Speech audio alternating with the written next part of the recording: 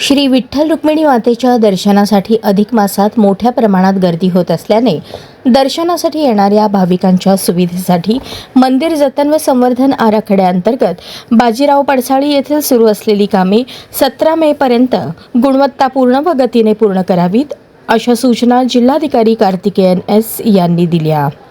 श्री विठ्ठल रुक्मिणी देवस्थान मंदिर जतन व संवर्धन आराखड्याअंतर्गत सुरू असलेल्या कामांचा आढाव्याबाबत भक्तनिवास येथे बैठक घेण्यात आली. या बैठकीस मंदिर समितीचे सहअध्यक्ष गहिनीनाथ महाराज औसेकर, नगराध्यक्षा तथा पदसिद्ध सदस्या प्रणिता भालके, प्रांताधिकारी सचिरी थापे, मंदिर समिती कार्यकारी अधिकारी राजेंद्र शेळके, तहसीलदार सचिन लंगुटे, मंदिर समिती सदस्य शकुंतला नडगिरे, डॉक्टर दिनेश कुमार कदम, संभाजी शिंदे, ज्ञानेश्वर देशमुख जळगावकर, ॲडव्होकेट माधवी निगडे, शिवाजीराव मोरे, उपकार्यकारी अभियंता भीमाशंकर मिटकरी, मुख्य कार्यकारी अधिकारी महेश रोकडे उपस्थित होते.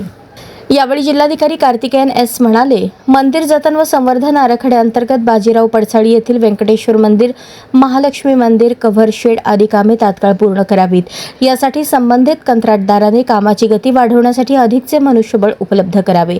पुरातत्व विभाग व संबंधित कंत्राटदार यांनी मंदिर समिती सदस्य यांच्या समवेत सुरू असलेल्या कामांची पाहणी करून अपूर्ण कामे तात्काळ पूर्ण करावीत. मंदिरात कुठेही पाण्याची गळती होणार नाही याची दक्षता घ्यावी. दगड कोटिंग कामे पूर्ण करावीत. तसेच प्रांताधिकारी व मंदिर समितीचे कार्यकारी अधिकारी यांनी सुरू असलेल्या कामांचा दररोज आढावा घ्यावा, अशा सूचना जिल्हाधिकाऱ्यांनी दिल्या. यावेळी मंदिर समितीचे सहअध्यक्ष गहिनीनाथ महाराज औसेकर म्हणाले, बाजीराव पडसाळी येथील कव्हर शेडचे काम सुरू असल्याने श्री विठ्ठलाचे दर्शन घेऊन येणाऱ्या वयोवृद्ध भाविकांना रुक्मिणी मातेच्या दर्शनासाठी जाताना अडचणी येतात. अधिक मासात भाविकांची होणारी गर्दी लक्षात घेता कव्हर शेडचे काम तात्काळ पूर्ण करावे. तसेच महालक्ष्मी व बालाजी मूर्तीची प्राणप्रतिष्ठापना करण्यासाठी व्यंकटेश्वर मंदिर व महालक्ष्मी मंदिराचे काम तात्काळ पूर्ण करावे, अशा सूचना दिल्या. बैठकीनंतर जिल्हाधिकारी कार्तिकेयन एस यांनी श्री विठ्ठल रुक्मिणी देवस्थान मंदिर जतन व संवर्धन आराखड्याअंतर्गत सुरू असलेल्या कामांची पाहणी करून संबंधितांना आवश्यक सूचना दिल्या.